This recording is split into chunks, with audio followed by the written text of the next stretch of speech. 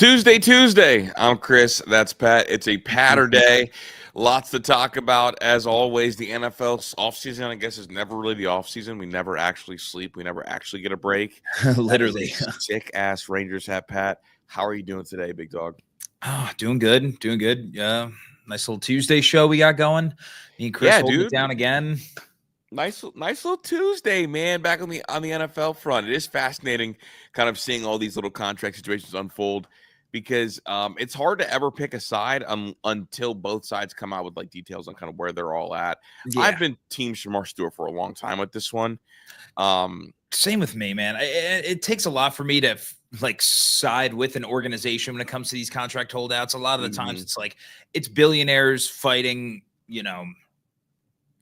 amongst, just a couple dollars here and there, basically is what it is. And it's like, you have the money to spend to get these guys the amount that they deserve to be paid. And it's just like, I'll never side with that aspect of it for the most part. Especially like in a salary capped league. I would understand it more in like a non-salary capped league. Okay. Like we got to save money where we can, that completely checks out. But like in a salary capped league, dog, like you're getting a check for hundreds of millions of dollars every year at the end of the year. And also like your payroll's capped out. So, I mean, we're just, oh goodness gracious, we're already on the Reds nonsense. It was a punt game for us. Oh my gosh. But anyway, just like on the contract side of things, it's like, I'm not even, I am not siding with the Bengals at all here. And honestly, like I'll go a step further. I think the Bengals we're watching or seeing the signs of the Bengals willingly wasting the prime of Joe Burrow. But with all that being said, we're probably gonna get an intro, then we can get into the sports stuff, right? Yeah, for sure. We'll dive into the whole, I guess, Bengals contract scenario, not just with Shemar Stewart, but also Trey Hendrickson. Got updates on both those fronts. While you're here, like the video. Let's get the shit booming on Tuesday, and let's keep it going. It is. They need to level up. I think we have some freaks in Menace Army. I'm okay with that. Go watch the fucking film. But I appreciate you for riding with us, Menace Army. Menace out.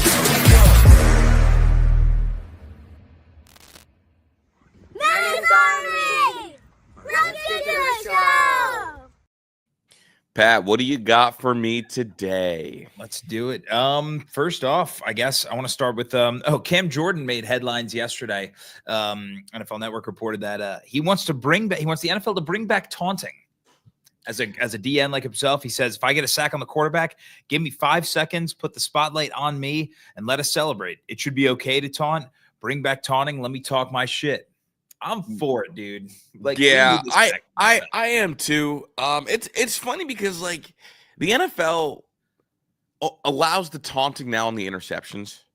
Yeah, and like not so much on the sacks.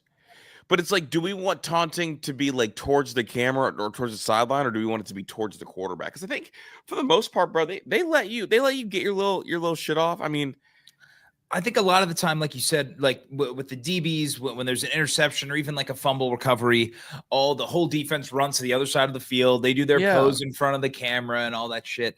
But I feel like the taunting more so, it's like when it's directed right at the quarterback after a sack.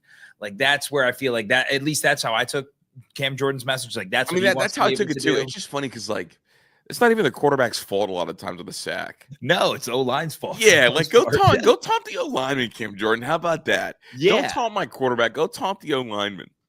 Yeah, but like it's no fun taunting an O-lineman. Like it's more fun to taunt the quarterback. Yeah, no, that's fair. That's fair. You know what? I've always felt like the NFL kind of got too tight on some penalties or too tight on some unsportsmanlike conduct penalties while kind of expanding the other ones. Yeah, well, like it's just weird because they already came out and said that no more first down, pointing because it's guns or whatever. I don't know. It's just for me, or the wiping of the nose too. It's just like, I don't know. Why are so we can't do that, but we can go have the whole fucking defense run to the other side of the field and, do an outrageous pose. I don't know. To me, it's just like, let it all like do whatever you want. It's a celebration. I'm a celebration guy. I like celebrations. Honestly, that's why in baseball, like you can celebrate as much as you want and nobody cares. There's just Yeah. a little. You might get drilled in the back next time around. Mhm. But no, I agree with Cam. I'd be down for more celebrations. I think obviously like here we go. When we watch sports for the what? For the entertainment. Yeah. I think it is entertaining when we see guys taunting. Do some people hate it? Yes, but they acknowledge it. It invokes emotion. So I don't mind the taunting at all. It's funny because like I always found the NFL interesting trying to be quote unquote a gentleman's game when it's not a gentleman's game. Yeah. Like let them taunt, let them do their thing. But the worst of the leagues is the NBA. Like the NBA, like when you dunk and look at somebody so long, you get attacked. Like I don't know. So. No, I agree. And obviously we had the whole stuff with John Morant this past year in the NBA, which some of that is warranted. I think like, let's be smart about if we're going to do a gun celly, maybe keep it under wraps a little bit. Yeah. I think back to, I forget, it was, who was it in college last year that when they sacked the quarterback, fucking dude, that was Dylan Stewart. Dylan Stewart, right? Dylan Stewart against Ole Miss. He sacked Jackson Dart and literally just started like fucking unloading the clip. And then Jackson Dart, and obviously Ole Miss ended up winning the game. Mm-hmm. Jackson Dart got on Twitter and said, how the fuck you miss a whole 100 rounds? Shot. I'm like, that was a little bit demonstrative and crazy. Like that was crazy. Like that kind of taunting. All right, yeah. That's maybe a little excessive. Like, but outside of that, it's like it's going to take a lot for you. Outside of like, it looks like you're trying to kill someone. Maybe avoid that, and I'm good with taunting. What's your favorite celebration? Like sack celebration or celebration in general? Honestly, I mean, I love when like the linemen like start getting on all fours and crawling like fucking animals. Good old crawl. Yeah. What Justin Tuck used to do the bow. Oh yeah, the bow is nice. I like who is it? Dexter Lawrence. He used to do the belly rub. Oh yeah, the belly rub was good. Yeah, I can get down with that because the belly rub was good because that was it was a State Farm commercial. What was the big DT for the Packers? Show me what you got. Yeah. There we go. I knew because you're really a Packers fan. But I'm with Cam Jordan. I can stand on that. I stand on it. I'm here. Yeah, I get it. For sure. This one's for our guy Don B in the chat and any other Washington Redskins fans, now Commanders. But it looks like the Commanders are bringing back some old uniforms that are going to resemble that of the Commanders. This is from Kevin Sheehan. I have it on good authority that they are going to go back to something resembling the old uniforms, sans the more recent Redskins logo. So what does that mean exactly? We're just going to have a different Redskin logo, or are we just doing the old uniforms with it's the what do you mean by that? What do you mean by that? Exactly. I mean, to me, if you're going to bring back the old uniform, just bring back the old uniform. Yeah. Otherwise, like, how different is what the Commanders have now versus the old uniforms minus the logo? It feels pretty close, to be honest. Like I guess that picture of RG3, it does feel like a throwback uniform, but like the yellow's a little brighter than what they have now, and the stripes on the pants a little bit. Yeah, I guess, and maybe you bring back the stripe on the pants and the helmet, the yellow face mask, like maybe those details. But again, we're nitpicking. Like if you're gonna do a throwback thing, like put the whole uniform on. But I don't know, dude. I don't want to speak for either side of this. It does seem like a lot of people, including the tribe, want the uniform back. Yeah. I don't know how you're going to have a throwback Washington uniform with the new logo. It's going to look weird. It's going to look so weird. I mean, personally, I'm hoping that whatever they do, if they can make it work, and it opens the door for the Indians down the road to bring to a Chief Wahoo. It's not happening. The Indians literally could have like just held the line, and they just chose not to. Like I know. The Redskins won. Like there was no way they were going to hold the line. Yeah, because I guess it could be deemed a slur.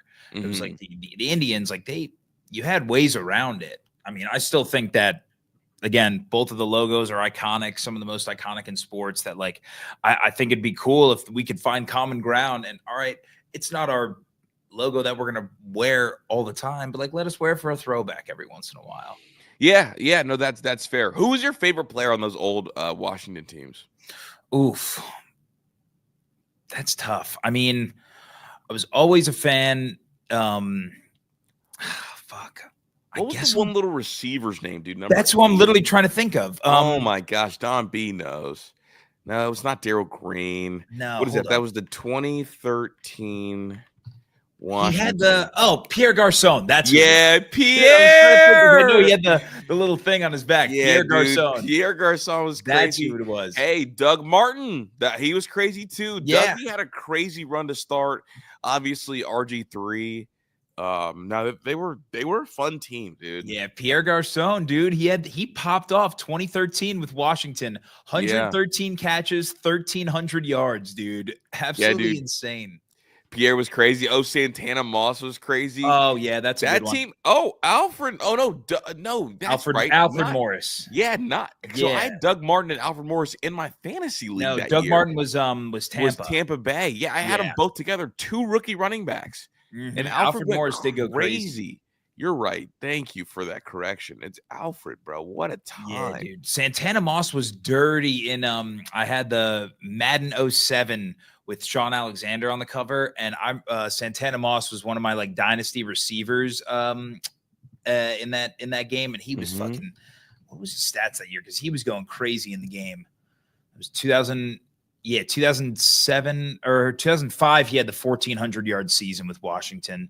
2007, 800 yards. 2008, 1,000. He had 3 1,000-yard receiving seasons with Washington. He was nice. Dog, Alfred Morris, bro, because I drafted Donovan McNabb with my first pick in that year's draft. What year was that? Not Donovan McNabb, Darren McFadden. Oh, okay. I drafted McFadden. It was 2012, dude. I drafted McFadden, and that is what caused me to be anti-drafting running backs. Bro, God, but then I ended up with 1,600 yards that year. Holy shit. I ended up with Alfred Morris, 1,600 yards in a 16-game season. He had 335 carries, averaging 4.8 a pop with 13 touchdowns. But, dog, we never, ever saw breakaway speed. It was always just ground and pound, dude. Just a real pounder, dude. Absolutely. I mean, he was just a beefy back. Yeah, and then he ended up with my Giants there at the very end. That's actually, I totally forgot about that. But damn, dude, his first 3 years in the league, 1,600, 1,200, over 1,000, 13, 7, 8 touchdowns, like fucking machine those first 3 years. He was a fantasy warrior. Yeah, they blew him out though, dude. Oh yeah, dude. That again, what have we talked about with these like workhorse running backs? Like I could see Genty following a similar career path. Yeah, dude, just like drive until the tires go flat. Literally, that's how it's gonna be. Damn, what a pull. I totally forgot about him. Alfred Morris, man. FAU, he went to school. I totally forgot that too. Shout out him, dude. Yeah. Workhorse back. Yeah, I do want to get a commercial break and then keep this show, on a roll. Moving and grooving. Moving and grooving. Shout out Chris. All right, Menace Army, you know us, always trying to level you up. And this ad read, our partner, NordVPN, is all about protecting you and your privacy, your private data, like bank details, passwords, online identities. It's the fastest VPN in the world. No buffering, lagging while streaming, and stops your ISP bandwidth throttling. It's premium cybersecurity for the price of a cup of coffee per month. One NordVPN account can be used on up to 10 devices. You can switch your location to anywhere in the world, which can help you watch sporting events, TV shows, movies. And also, you can get cheaper flights. Go put yourself in a different country and search flights and see how they jack prices up for U.S. citizens. NordVPN is a must-have to protect all your private information and to fully leverage the internet, essentially. I highly recommend it. To get the best discount off your NordVPN plan, go to nordvpn.com/menace. Our link will also give you 4 extra months on the 2-year plan. There's no risk with Nord's 30-day money-back guarantee. The link is in the podcast episode description box. Go check it out and protect your family. Protect the family. What else you got for me today, Pat? Bam. Hey, your boy. Shout out your boy, Daniel Jones. Killing it over there in Indianapolis. Apparently, this is according to The Athletic, Daniel Jones is quarterback 1 right now. The Colts signed ex-Giants / Vikings quarterback in free agency to challenge Anthony Richardson for the QB1 title in Indy, and Jones has already taken a significant lead. Surprised by that? Do you think we're going to see maybe? I'm not surprised by that at all. I mean, honestly, look, this is what Daniel Jones is going to be. Daniel Jones has made it to the playoffs. Daniel Jones has, had a 4,000-yard passing year. That's actually absurd that he has that on his. He does those things, Pat. Like that's the problem with him, and that's why he ended up getting paid. He is going to do the things in practice that turn you into a love button quarterback. You're going to love this. Then you're going to get out on the field, and he's going to look good for 2.5 quarters. But on that critical third down, he's going to make a terrible play. On, a driver, you need one. He's going to go, 1, 2, 3, 3 terrible throws. In a critical spot, at the end of a half, he's going to throw a pick. Like Daniel Jones is probably a top 17 quarterback in the NFL. He's not one of the bottom 5. What made him bottom 5 was the contract. Yeah. So you get him over there in Indy, and this was always going to be something that happened. To me, what you just described, reminds me of the Baker Mayfield experience in Cleveland. Yeah, Baker Mayfield, you had kind of like that. You had a playoff run. You had you had the one playoff run. You had this. I'll never forget. There was a meme that kept going around. It was the Baker Mayfield cycle. It was, play poorly, create an underdog mentality for yourself, beat inferior opponent, and then lose a big game or have a bad turnover, something like that. It was the Baker Mayfield cycle. It was nonstop. And it felt to me what you just described was kind of what Daniel Jones fell into towards the end of his time in New York. Now, I think Daniel Jones is a little more of a turnover machine than Baker. Obviously a worse contract than Baker. Yeah. But could we see Daniel Jones maybe follow along the line of the retread quarterbacks? Could he be? I mean, he fits the bill. Right?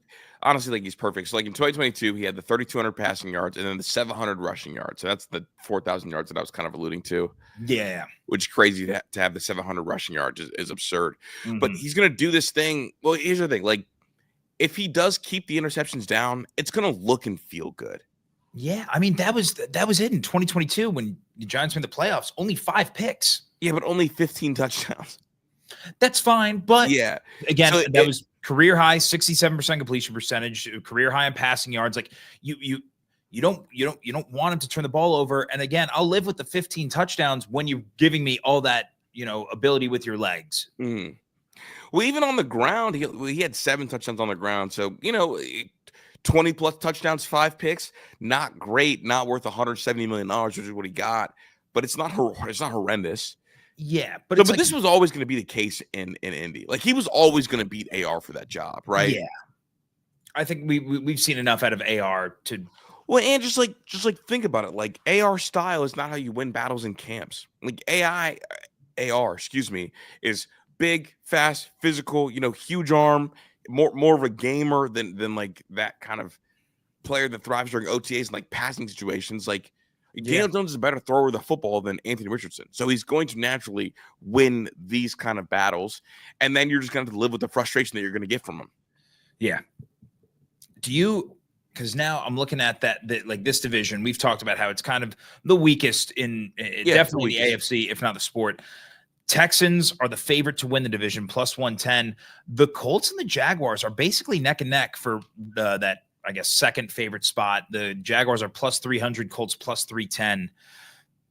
Do you think, if you're a Colts fan, are you hopping on board the Daniel Jones hype? Do you think maybe Indy has a playoff run in them similar to that 2022 led Giants team?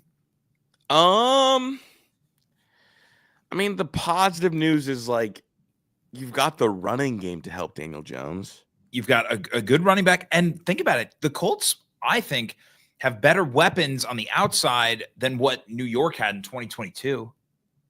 Yeah, Warren, Downs, Pierce, Pittman. That's legit. That's good. Weapon. That's a good group. I think Daniel Jones will thrive with a good tight end too. I mean, who was the tight end? Darren Waller. It was Darren Waller. That's right. Shout out Darren. Yeah, but I feel like he didn't even do much that year. Don't even look it up, bro. We love Darren Waller on this program. Yeah, dude. No, he wasn't. He wasn't on that team. He was still in Vegas. Oh, so who was 2022? That's what I'm saying. I can't remember. Was it Was Ingram, it or was Ingram? Ingram gone by then? I feel like Ingram was gone, but I could be wrong. Yeah, Ingram was gone. That was 21 was his last year with the Giants. Who the fuck was your guys' tight end? It's gonna drive me Actually, I have crazy. no now. clue, dude. I try to block that year out. What a Why? brutal That was year. a fun year. I actually see that was one of those years where, like, I mean, I'm no, a it's New York- here's where it's brutal. It's brutal because like it gave you false hope. you start to get some belief, but then at the end of the day, I knew in a playoff game I was going to trot Daniel Jones out there. Yeah. Like, I just knew it. Okay. Daniel Bellinger. Oh, Belly. It was Bellinger. It was, it's just Bellinger. But he didn't even have. I mean, he barely did anything. He had 268 yards, so I guess not crazy. But yeah, outside of Saquon, I mean, the receivers in that room: Wan'Dale Robinson, Sterling Shepard. Fuck, that was Kenny Galladay was still on the team. Goddamn, Kadarius Toney. Kenny was awful. So yeah, dude, that was another terrible signing by you guys. Yep, terrible contract. We had a couple really bad contracts for that team. So honestly, like I guess like Colts wise, they've got better weapons than the Giants did. Better weapons. Dude, I don't know. I'm reading this and hearing you talk about. And obviously, Daniel Jones. You want them to be better than the Jags. Well, and that's kind of what I'm alluding to too. It's just like, all right, shit. Because we talked about it yesterday, you can pencil in, those games against the Titans and the Colts. You're probably penciling in 2 to 3 wins for the Jags if Trevor Lawrence takes a step up, and I can't have that. I need the Browns to have a better draft pick. You want. I mean, you want the Colts to be. I mean, obviously, like every Browns fan should be a Colts fan and a Titans fan. Because if those two teams can level up this year, then it's going to look real bad for Jacksonville. Well, not just level up, if they could just sneak one. Yeah. If they could, honestly, if they split both of those series, if Jacksonville splits 1-1 with the Colts and the Titans, they're not finishing with more than 6 wins, I think. Well, because you want that to be a top 8 pick. Yeah. And so if they go, I think 6-11 would be the threshold for that top 8 spot. I think anything worse than 6-11 is probably a guarantee.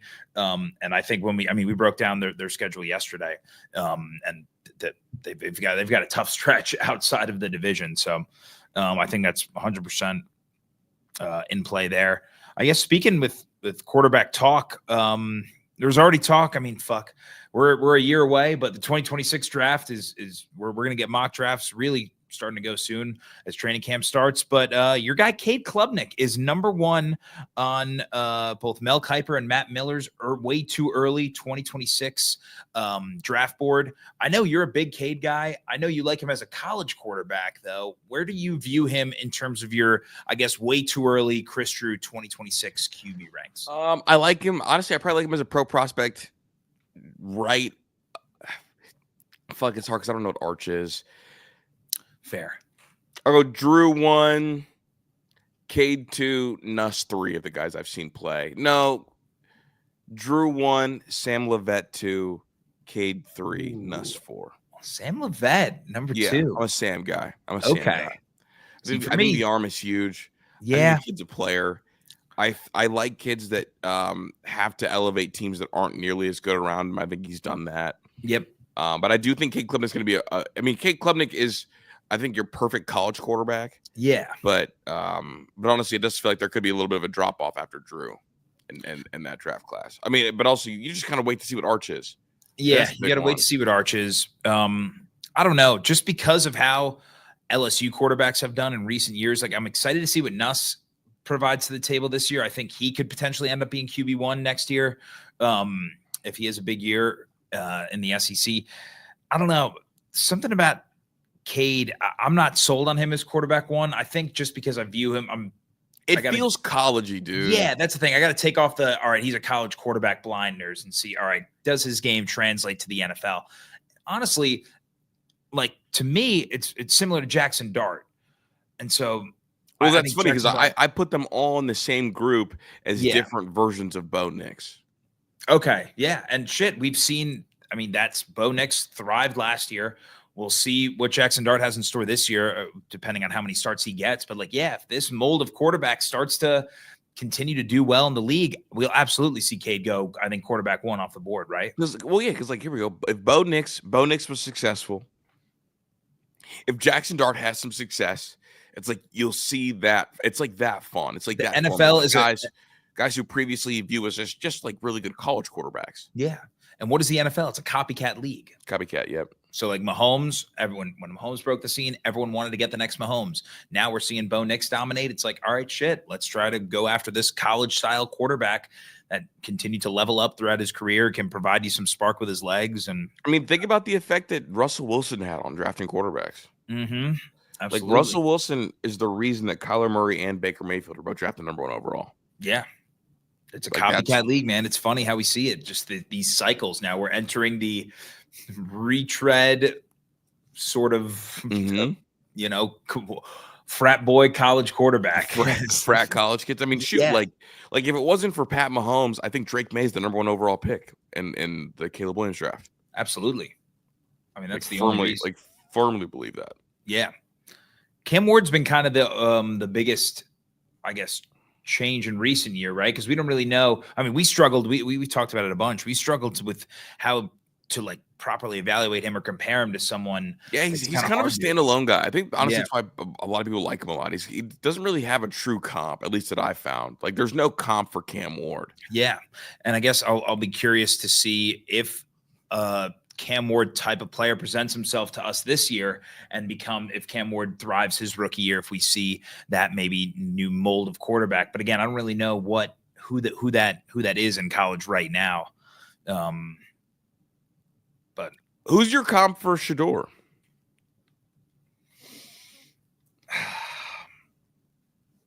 I mean,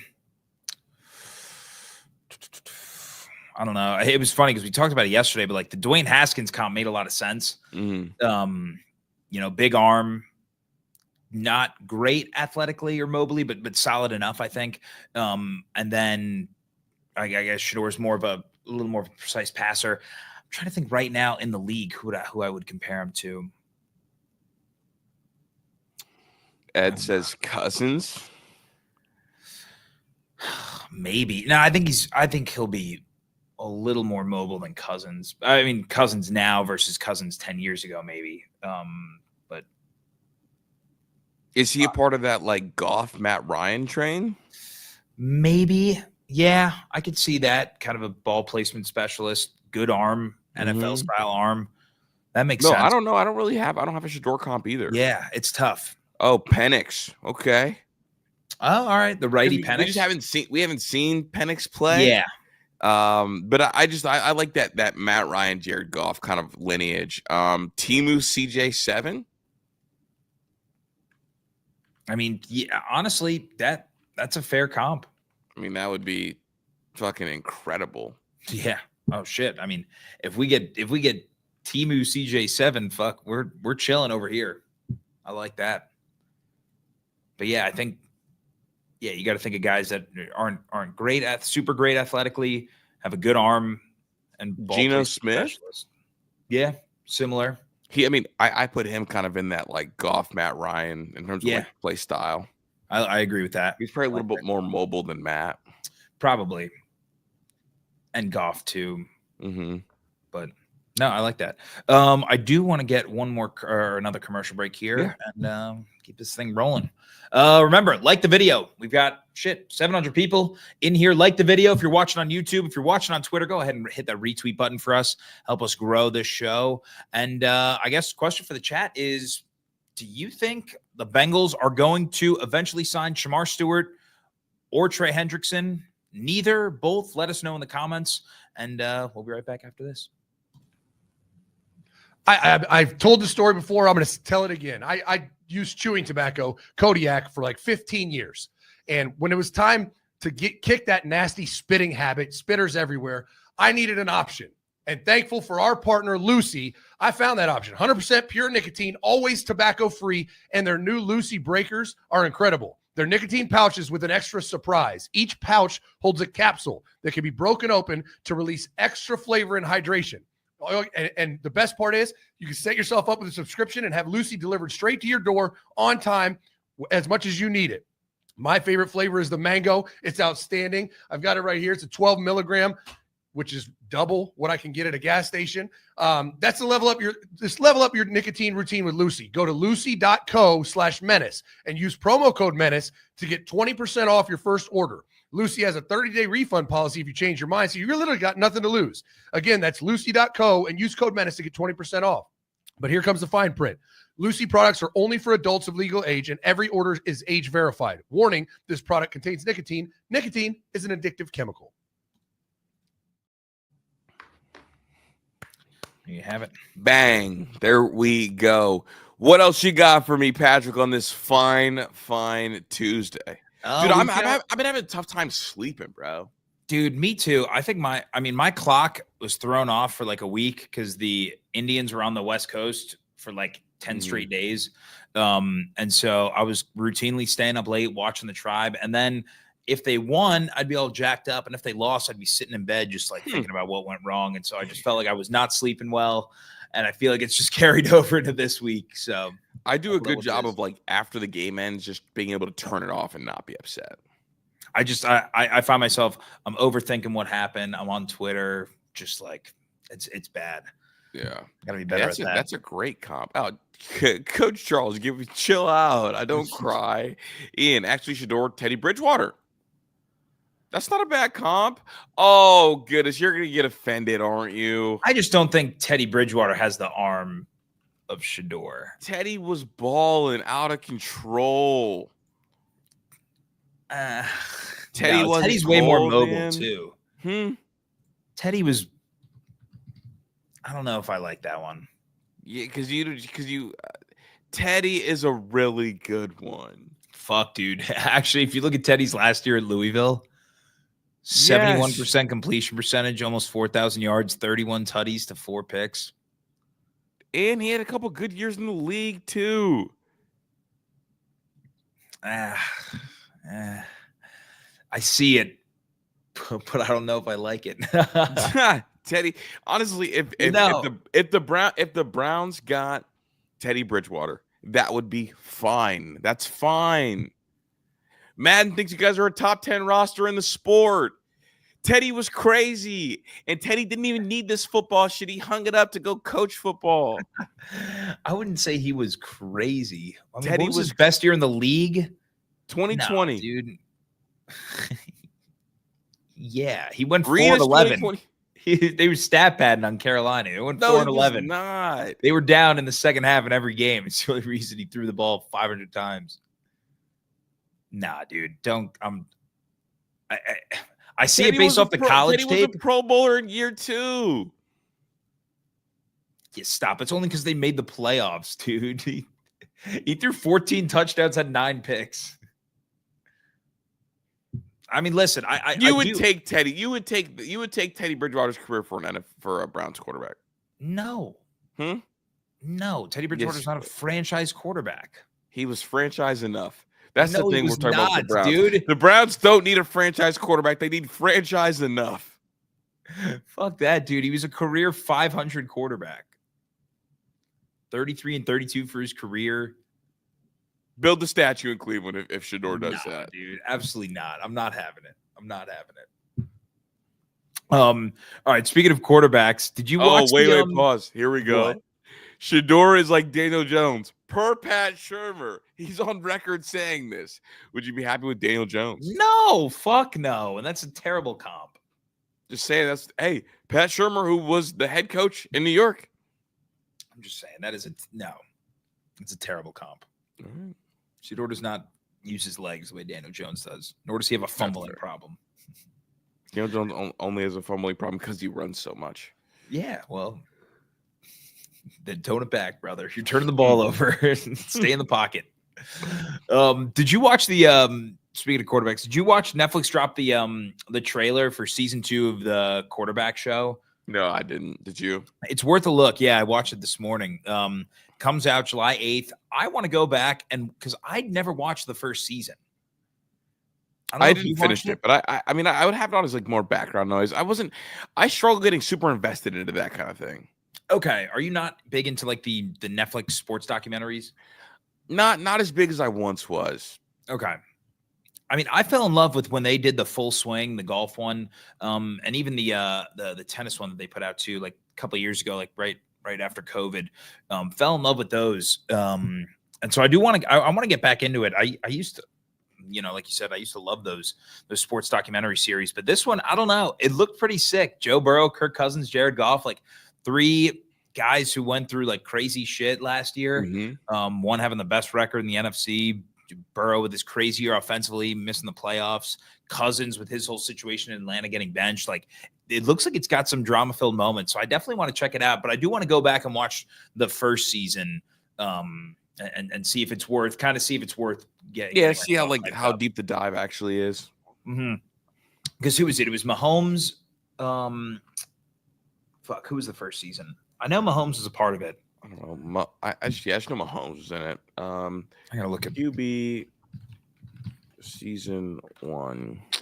Mahomes, Kirk Cousins. So Cousins has been in it twice, and Marcus Mariota. Yeah, shout out Marcus, dude. Jesus, how the hell did he end up there? That's actually fried. That is fried. Yeah. But yeah, 8-episode season. I might go check that out. And if it sucks me in, I'll get myself hyped for, I think July 8th, it comes out, the new season. And so that'll be, I don't know, check that out. I need a new show to watch. Although I do have to watch Sopranos. I think I'm committed to that as my next show. Haven't seen it yet. So I'm about to rewatch Ozark. Okay. I watched the first episode of that like years ago and then forgot about it and never finished it. Here we go. I want to dive into the Bengals situation a little bit here, Chris. Shemar Stewart is still unsigned. The talk is that both sides are kind of refusing to meet in a middle ground right here. And I really guess there is no middle ground. It's really Shemar doesn't want these clauses in his contract and the Bengals do. And it's just like, I don't know which side is going to give in first. I don't know if we're going to see an agreement happen at all. Do you think that there's a strong likelihood that Shemar Stewart puts his name back into the 2026 NFL draft? I hope so. I'm all for this kind of story. I hope so. The Bengals don't deserve anything nice. I hope he puts his name into the next draft, goes somewhere later in the first round, and becomes an absolute monster. Like I hope he's a 10-sack guy right off the rip. I hope he spends the year with just player development with a pass rush specialist. Come to Ohio State. Come work out at Ohio State with LJ. Dude. Yeah. I mean, shit. That's the level up he needs, right? Is to work with a fucking specialist. Because, I mean, he's got you see the talent, you see all the upside, but he just hasn't put it together on the field. Right. Like, he's a legit Twitch monster. Like, he is a Twitch monster. I really do hope that he puts his name in the draft. And here's the thing. Like, for the Bengals, if you're not going to sign one, okay, I get it. But not signing either, oof. Like, is there no pressure? Is there no adult in that front office that wants to win? I don't understand what's taking this long. It's like you have a window now for probably the next 3-4 years. You have to, first of all, you haven't made the playoffs in recent memory. So like putting together a competent defense should be your number one priority. Considering the year that Joe Burrow and Jamar Chase had last year, fuck, if they even do half of what they did last year, you're looking at a playoff caliber offense. Like Jamar Chase, Triple Crown, Joe Burrow led the NFL, touchdowns and passing yards. Like, you absolutely have to do everything you do to form a formidable defense, to give them a chance, man. You got to give Joe Burrow a chance. And I'm starting to like feel for Burrow, man. Like, feel for Joe, dude. I mean, it's just not going to happen. He's not going to get him one. It's so unfortunate. But the 3 teams that gave up the most points in football last year, what was it? Browns, Titans, and Bengals. Yeah, you had the top two picks in the draft, and then then a team that's supposed to be a playoff hopeful. Yeah, and a team that was they were one game out of the playoffs, really. Yeah, so it's awful. And honestly, like, the Bengals, the most frustrating thing is, like, there are the pre-draft slot contracts. Yeah. The Bengals decided to add in this clause for no reason that they haven't done, setting a new precedent. Like, dog, don't do this with someone who you really need on the football field to produce in order to strengthen your defense. You just lost Sam Hubbard. You don't have Trey Hendrickson signed. What are you doing? I mean, really, like, the only thing you're supposed to be negotiating is how much of the signing bonus is up front.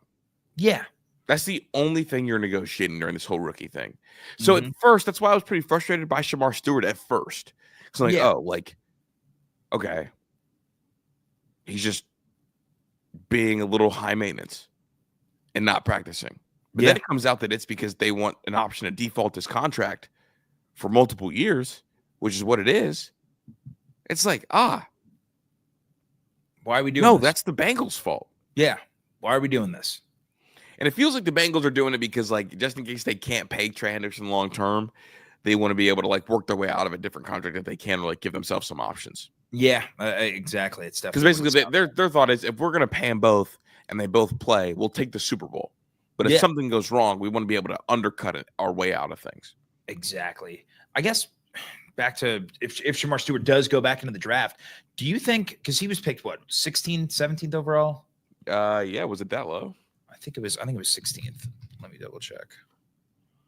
Where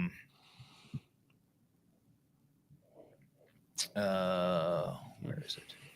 I think it was 16th overall. Chat, let me know if I'm right. But anyway, do you think if he decides to, re-enter, put his name back into the 2026 NFL draft, do you think there's a better chance that he bolsters his stock, like what you said, working out with a defensive line specialist, training all offseason, and kind of, do you think he can bolster his draft stock into, I guess, basically the same or increase like a top 15 pick, or do you think he slides out of the first round? No, he'll slide. He'll be like a late first round or like a second round pick. Honestly, like a team like the Eagles, I guess he's taking a flyer on him in the first round.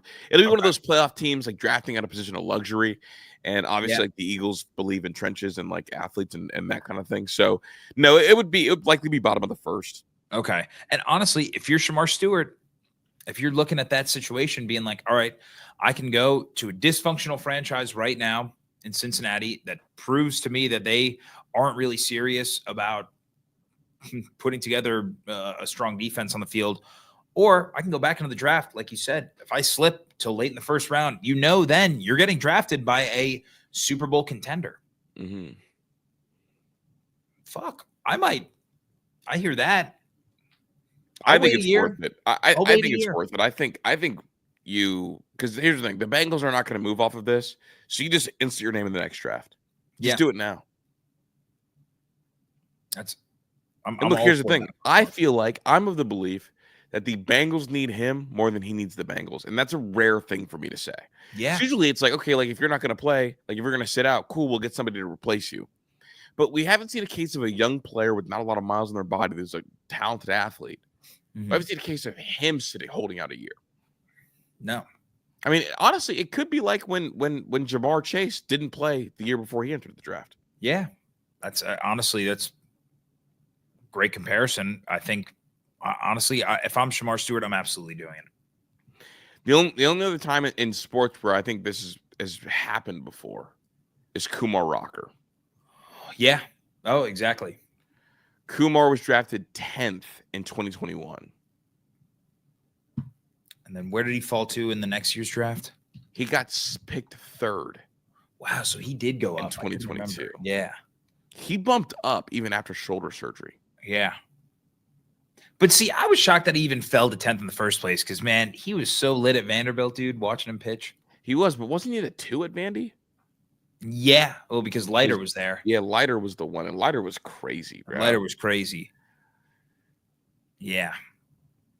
But baseball's different because, like, he got to go play like the Tri League and like go pitch, and you got to go see stuff. You could still develop tape, work on your pitches and stuff, and provide teams with, all right, look, this is what I improved on. Like, you're Shemar Stewart. It's like, yeah, you can go train and work out, but like you're not going to get. We're not going to have any game tape. We're not going to have any game tape, and so it's 100% different. That's where it'll be interesting to see what he decides to do. I guess I do want to talk Trey Hendrickson, but let's get one more word and then finish off. I'm going to talk about Trey Hendrickson's contract situation a little bit. Like the video, almost 900 people in here. Like it on YouTube if you're watching there. If you're watching on Twitter, please hit a retweet for us. Help us continue to make this show pop, and let us know in the comments. Comment, who do you think gets signed first, if either? Ooh, I like that.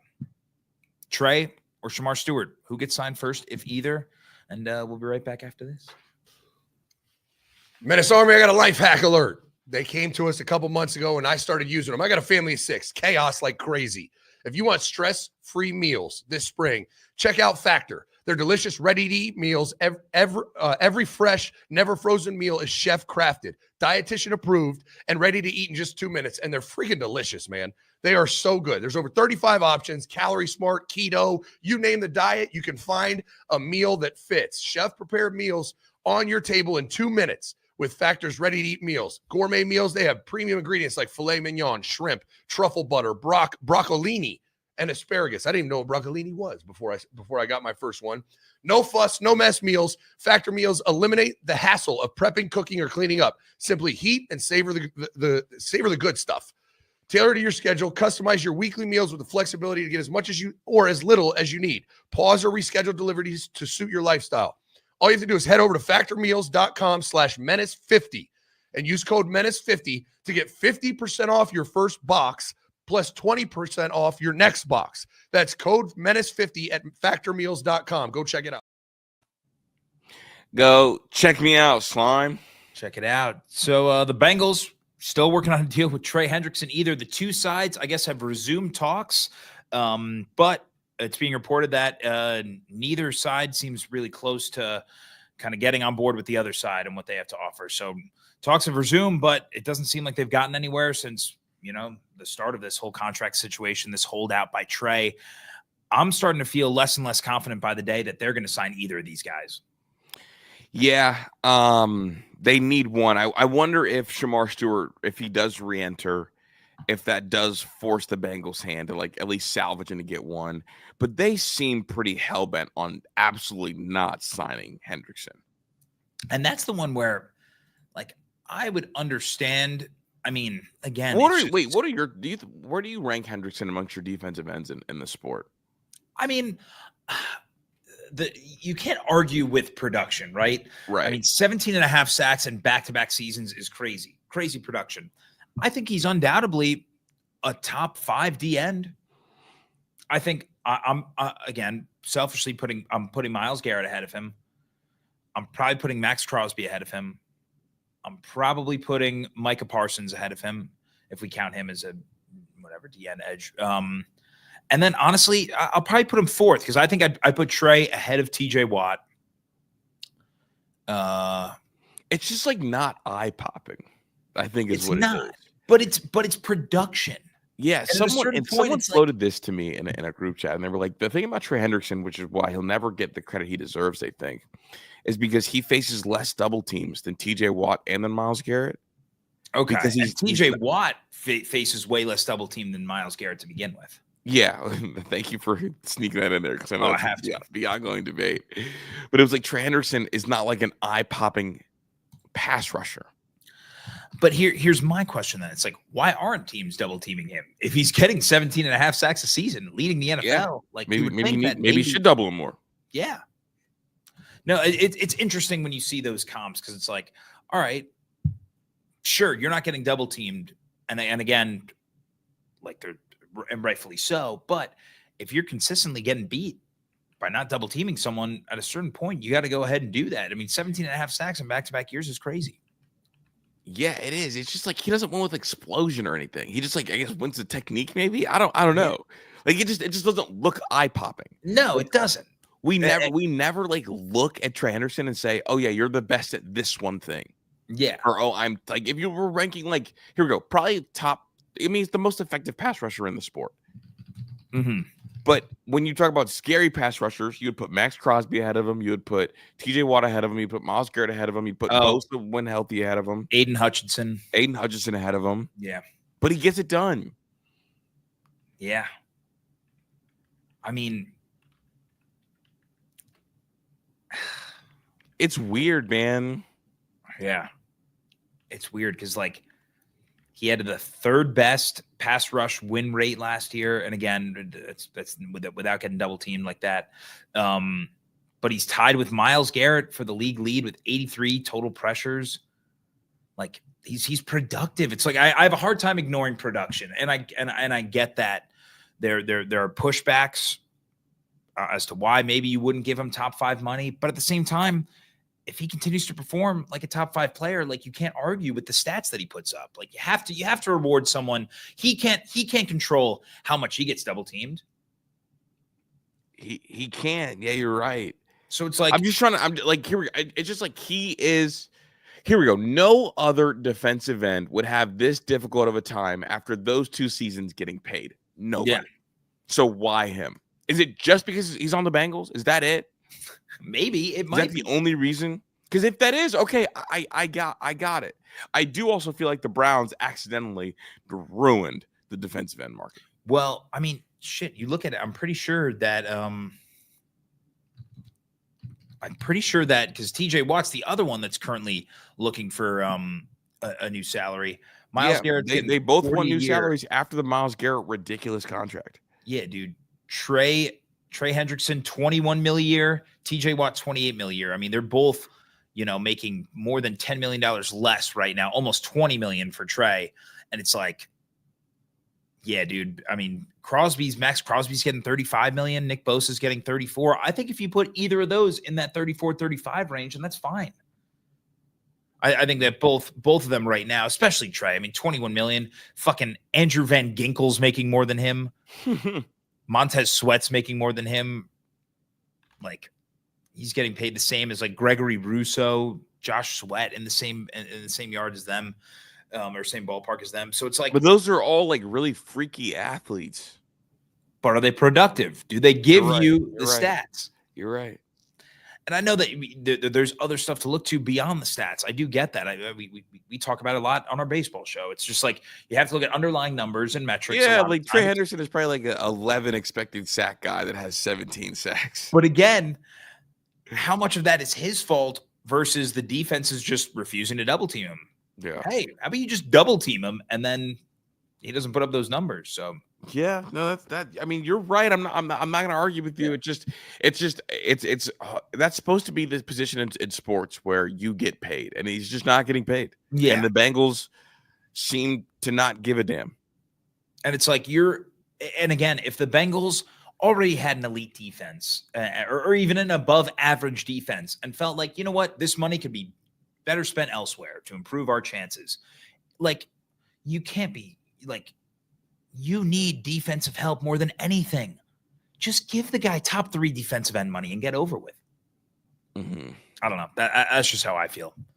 Honestly, it just bugs me for watching a team have a generational quarterback and to act like this, so negligible. It's just like, if this was the Browns would have paid him already. Well, like they did. What ownership would you rather have, the Browns ownership or the Bengals?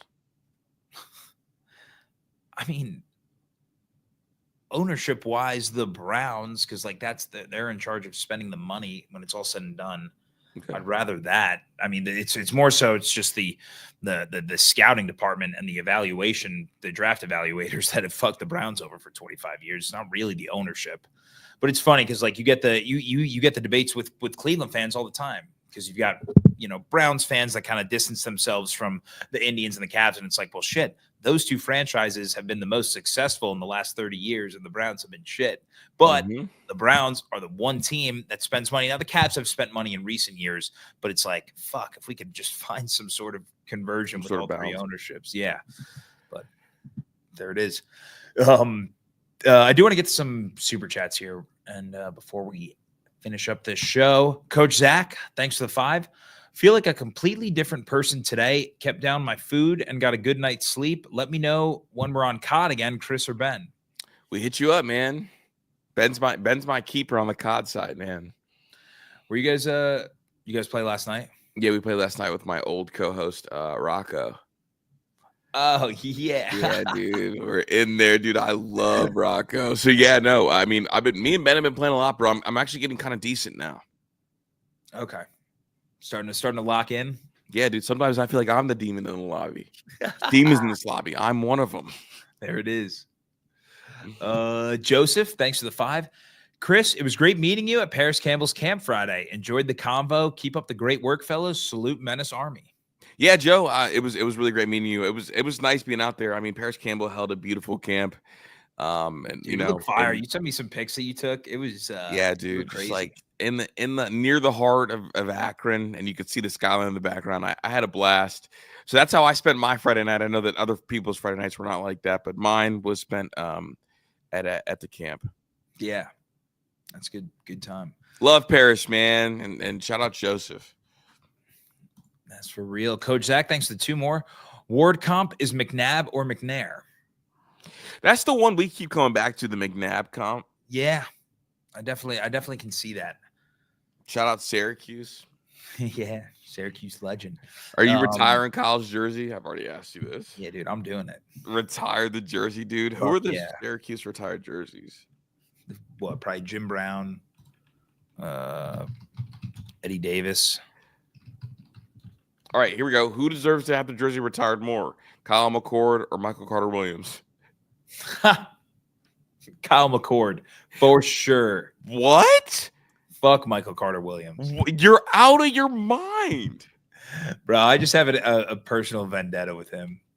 You know him in the real world? No. Just not sorry, not actually. Personal vendetta sounds personal, good brother. No, he was on the team that Ohio State played in the Elite Eight, and we beat him.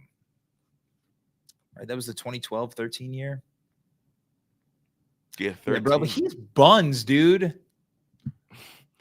He was nasty. They were supposed to get bounced in the first round. Nah, bro. Fuck Michael Carter Williams. He was Johnny. nasty. Is Johnny Flynn's number retired? Hmm? Is Johnny Flynn's number retired? I don't know. We're retiring Johnny Flynn's number before we're retiring Michael Carter Williams. Dog, my brother led the country in minutes in 2013.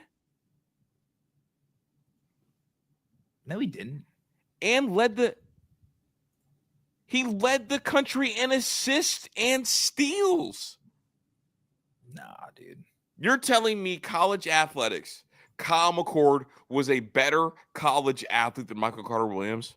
Dude, he wasn't even the best player on his own team. Brother, he led the team led the country in assists and steals as a 6'6" point guard. Bro, give me Kyle McCord. Over Michael. Absolutely. You're out of your mind. Yeah, bro. Until Johnny Flynn, that's who, if his number's not retired, that's who needs to be retired. Bro, there's so many better Syracuse basketball players. Bro, how many of them, dog, do you understand how hard it is to lead the country in assists? That's fine. You pass the ball. That's great. Yeah, you Nah, pass the ball. Hey, wait a sec. Del, did this happen? Cleveland local media called Shador stupid? When did that happen, bro? Did that happen? I have to look into that. Bro, Scoop Jardine was a better fucking point guard than Michael Carter Williams. I'm not having this. Aaron, I'm excited for the new college football game. I don't know if Pat's gonna play it. I gotta get it. Do you have a system?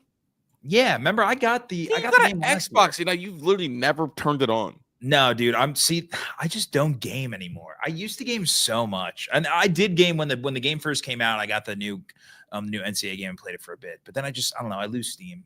Dude, you wouldn't play Call of Duty with me and Ben Varga? I'm not good at shooter games. Dude, it doesn't even matter. It's like an explorer game, bro. They drop you off on the map, you just run around. Oh, maybe. I'll think about it. That's what I'm saying, bro. I'm trying to get Aaron, thank you. I'm trying to get Pat to get it together, bro. All right. I'll get it what together. What if we host like a big menace tournament for $1,000? Yeah, I'm gonna lose. No, here's the thing. Like, the worse player you are, the better team you get to pick. All right, fair. So like me and you, we would get like Ohio State and Alabama. Yeah. Oh, all right. I thought you were talking about COD. No, I'm talking about like for college. Yeah. It's like you know, like. Oh no, I'll get NCAA. I mean, I'm decent. I just gotta lock in, play more. But no, I'm down.